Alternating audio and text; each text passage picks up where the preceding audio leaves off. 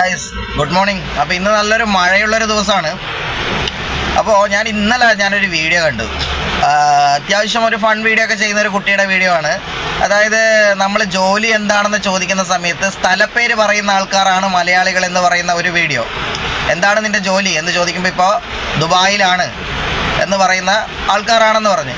അപ്പോൾ അതൊരു fun video ആണ്. പക്ഷേ ഫൺ വീഡിയോയിലാണെങ്കിലും നമ്മളിപ്പോൾ ദുബായിൽ അല്ലെങ്കിൽ വിദേശത്ത് പോയി കഷ്ടപ്പെടുന്ന ആൾക്കാരുടെ ആ ഒരു റിസ്ക് നമുക്ക് പറയാതിരിക്കാൻ പറ്റില്ല.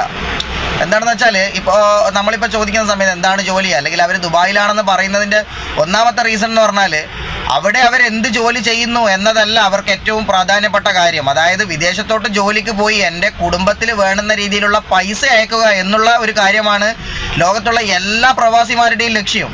അപ്പോൾ അവർ ചെയ്യുന്ന ജോലിയേക്കാൾ പ്രാധാന്യം കാണിക്കുന്നതെന്ന് പറഞ്ഞാൽ അവർ വിദേശത്താണെന്നും ആ വിദേശത്ത് നിന്ന് അവർ വരുമാനം കണ്ടെത്തിക്കൊണ്ട് എൻ്റെ കുടുംബം പുലർത്തണം എന്നുള്ളൊരു കാര്യം കൂടെ ഉദ്ദേശിക്കുന്നത് കൊണ്ടാണ്. കുടുംബത്തിന് വേണ്ടി ഒരുപാട് കഷ്ടപ്പെട്ട് ജോലി ചെയ്ത് പണങ്ങൾ സമ്പാദിക്കുക.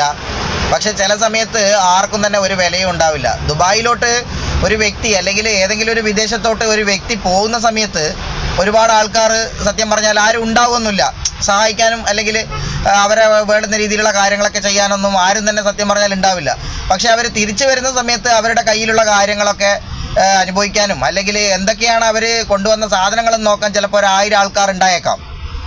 രണ്ടാമത്തെ റീസൺ അവരെ അലട്ടുന്ന രീതിയിലുള്ള ഒരു വലിയൊരു ചോദ്യമാണ് സത്യം പറഞ്ഞാൽ എപ്പോഴാണ് തിരിച്ചു പോകുന്നത് എന്നുള്ളൊരു കാര്യം.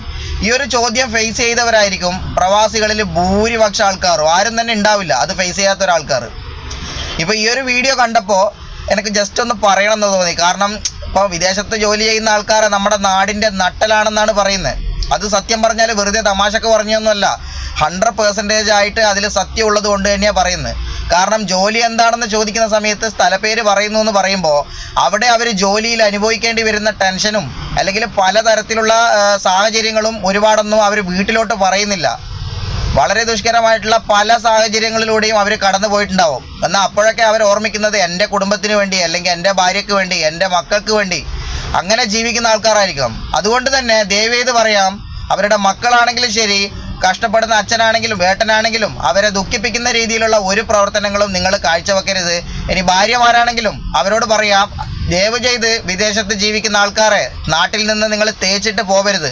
കാരണം നിങ്ങൾക്കൊക്കെ വേണ്ടിയിട്ടാണ് അവരവിടെ ഊണും ഉറക്കവും ഇല്ലാതെ ജോലി ചെയ്ത് കഷ്ടപ്പെട്ട് പട്ടിയെ പോലെ പണിയെടുക്കുന്നത്. ഓരോ പ്രവാസികളും ഗൾഫിലും അതുപോലെ തന്നെ മറ്റ് പല രാജ്യങ്ങളിലൊക്കെ ആയിട്ട് പട്ടിയെ പോലെ പണിയെടുത്താണ് നാട്ടിൽ വന്ന് രാജാവിനെ പോലെ ജീവിക്കുന്നത്. അതും കൂടെ നിങ്ങൾ മനസ്സിലാക്കണം. പെട്ടെന്ന് പറയുമ്പോൾ അവൻ ഗൾഫുകാരനല്ലേ, പൈസ ഉണ്ടാവില്ലേ എന്നൊക്കെ പറയുന്ന ഒരുപാട് ആൾക്കാരുണ്ട്. അത്തരത്തിലുള്ള ആൾക്കാർക്ക് നിങ്ങൾ